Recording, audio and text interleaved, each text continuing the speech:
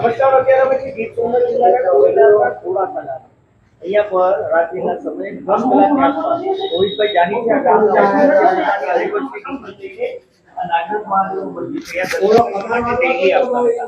અને તે અહીંયા રાત્રિના આવ્યા હતા। આ સમયે દીકરો છે તે અચાનક એની 2.5 વર્ષની દીકરી તેના ઉપર હુમલો કર્યો છે।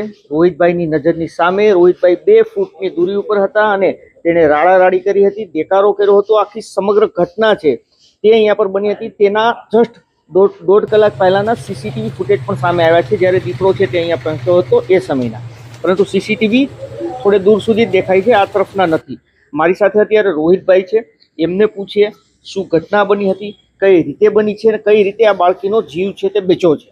રોહિતભાઈ, એક્ઝેક્ટ શું ઘટના હતી? એક્ઝેક્ટ ઘટનાની અંદર સર અમે 10 વાગે હું મારી બેબીને લઈને અહીંયા આવ્યો, 10 વાગ્યાના આસપાસ, અને બેબી અહીંયા ફરતો આ મંદિરના પટાંગણમાં મેં એનો હાથ પકડીને રમાડી દોડાદોડ કરતી હતી। પછી એના હાથમાં 2 પીપળાના પાન આવ્યા એટલે અહીંયા એ બેસી ગઈ અને હું એનાથી 2 ફૂટની દૂરી ઉપર બેઠો એટલે અમે પિતા મારી બેબીની સામે જ હું બેઠો અને બરોબર બેઠી અને 2-3 મિનિટની અંદર જ ઓચિંતાની તો ખ્યાલ ન રહ્યો કે આ હિંસક દીપડો કઈ સાઈડથી આવ્યો, પણ આવીને એની ઉપર ઘાતક હુમલો કર્યો। અને હુમલો કર્યો હું 2 ફૂટની દૂરી ઉપર એટલે 1 ફૂટ નજીક આવી અને 3 રાડ નાખીને 3 બૂમ પાડી અને દીપડો પણ હેપતાઈ ગયો એટલે એને પણ બાળકીને મૂકી દીધી અને તરત જ અહીંયાથી પસાર થઈ ગયો વંડી ઠેકીને।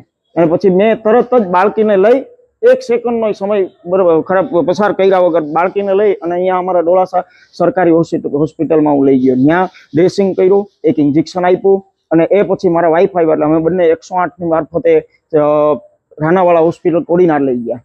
અને સેકન્ડનો પણ લેટ થાય તો શું પરિસ્થિતિ થાય? જીવ જોખમમાં જ હતો, જે બાળકી હાથમાં જ ન આવત। હા, માથું જે છે બાળકીનું માથું છે એના મુખમાં આવી જ ગયું હતું બાળકીના। મને ખાલી હું દૂર બેઠો ને 1 ફૂટની દૂરી નજીક આવ્યો, મને બાળકીના આટલા પગ જ દેખાતા હતા। રોહિતભાઈ હતા જેની આંખોની સામે દીપડાએ હુમલો કર્યો હતો। હવે નવાઈની વાત એ છે મહત્વની કે સામે જુઓ, આ હાઈવે રોડ છે જે ડોળાસા ઉના કોડીનારને જોડે છે અને બિલકુલ રોડને અડીને આવેલું આ મંદિર છે નાગનાથનું, એ આ ગીતા મંદિર છે ને નાગનાથ મંદિર છે।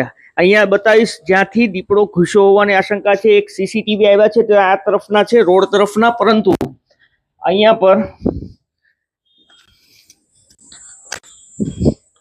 આ જુઓ આ ગેપ છે, બની શકે કે અહીંયાથી દીપડો કૂદતો હોય, અવર જવર કરતો હોય એવું બની શકે। પાછળ જુઓ અહીંયા ઝાડીઓ છે અને અહીંયા પર પણ રહેઠાણ કરતો હોય તેવું લોકોનું અહીંયા કહેવું છે। આ પાછળનો જે વિસ્તાર છે તે ખૂબ ગીચતા ઝાડીવાળો છે અને આમાં રહેઠાણ કરતો હોય તેવું પણ હાલ અહીંયા પર ચર્ચા છે। પરંતુ વન વિભાગ દ્વારા 2 પાંજરા છે તે આ વિસ્તારમાં ગોઠવવામાં આવ્યા હતા। વન વિભાગ છેલ્લા 2 દિવસથી આ દીપડાને પકડવા માટે કવાયત કરી રહ્યો છે, પરંતુ જાણકારી એ પણ મળી રહી છે કે ગઈકાલે રાત્રિના સમયે અહીંયા જે ચીખલી ગામ છે, ડોળાસા ચીખલીને જોડતો રસ્તો છે, આ રોડ ઉપર એક પશુનું દીપડાએ મારણ કર્યા હોવાના પણ સમાચાર મળી રહ્યા છે।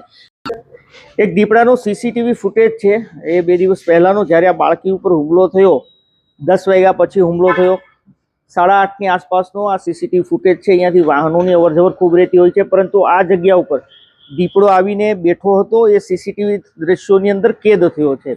અને અહીંયા પર સીસીટીવી કેમેરા છે જે આ શોપ છે ત્યાં લગાવેલા છે। જો આ કેમેરો અહીંયા છે, આ કેમેરા, એક કેમેરો અહીંયા છે, આ કેમેરામાં આ દીપડો છે તે કેપ્ચર થયો છે, કેદ થયો છે।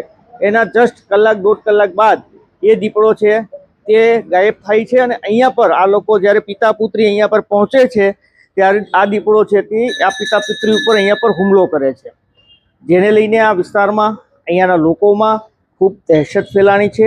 આ દીપડાને લઈને ભૂતકાળમાં પણ ડોળાસા ગામની અંદર દીપડાઓ ઘૂસ્યા હોવાના અનેક કિસ્સાઓ છે તે બહાર આવ્યા હતા। ધન્યવાદ।